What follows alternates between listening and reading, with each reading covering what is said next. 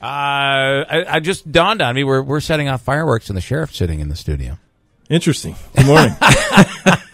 And you brought eggs. Can we just talk about this a little Absolutely. bit? These are eggs from my farm. Your joy is obviously you love your job and you work very hard and all of those things. But your joy is in your new farm. Absolutely. You know, if you look back over the past few years, we've had the farm 2 years now, and to be honest with you, I've never felt better physically, mentally. It's I love my day job. Don't get me wrong; I have the best job in the world. But this is just enough to, the farm is just enough to like clear my head a couple hours a day, and we're gearing up here for the summer. It's a lot more work in the summer, getting all the feed in for the winter. But I've lost about 30 pounds. I mean, I feel great. You're up early? Yeah. So it's a lot of fun. I love Mother Nature.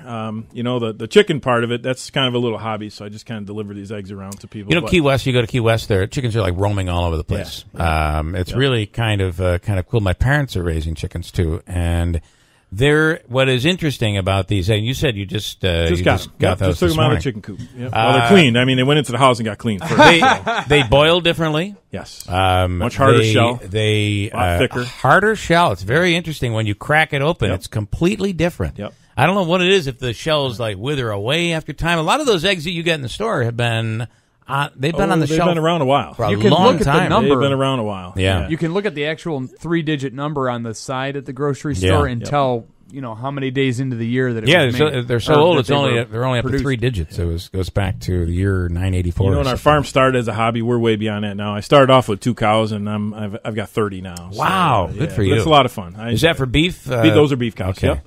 And we raise pigs too. And, okay, and so we got a bunch of things going up there. Love the opportunity to when we always try to buy local beef, and you know where it came from. Yep, absolutely, you know what they've been fed. We don't give our cows any medicine. Actually, the only thing we did give our cows this year was rabies shots. Okay, because there was obviously rabies on a farm in Oneida County. Mm-hmm. There was one case, and just precautionary. But other than that, they're all natural. So. Okay, let's talk about stabbing at OCJ. Last Thursday, correction officer, 3 correction officers along with medical staff were making the rounds, dispersing medication. Approached one particular cell where an inmate was. That's somewhat of a challenging inmate. He's been with us before and on some pretty serious charges.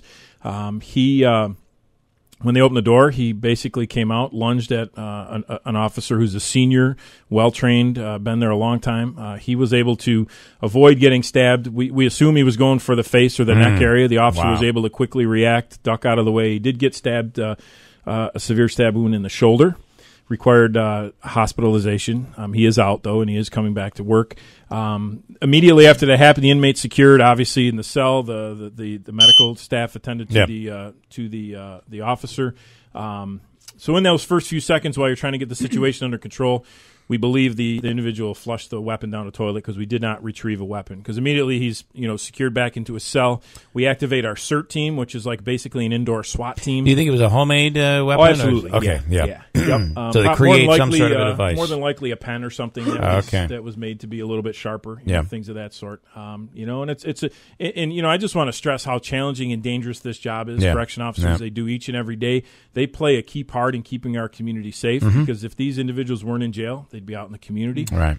So like I said, it's a challenging job, and I'm blessed to have such a dedicated staff. Steve Houck, former UPD, has always said that in training, it is actually harder to deal with a knife than it is a gun. Yes. Very difficult. So I'm assuming in the facility we don't have to worry about guns, right. But there are so many other potential things that could go down, whether it's homemade weapons, just mere attacks from inmates. Yeah.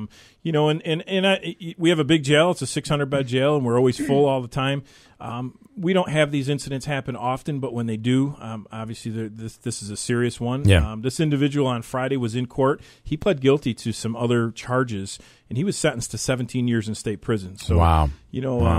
Now he's got this on top of that. So, okay. Because I was going to ask, because you may have possibly believed that he was going for the head and neck area, why the assault charge and not maybe an attempted murder charge? Well, again, it's a felony assault. It's an assault with a weapon on the officer. But again, you take into account the actual injury that occurred, and again, he actually this individual has a history, and like I said, it was open in public court on Friday. He pled to some previous assault cases that he had.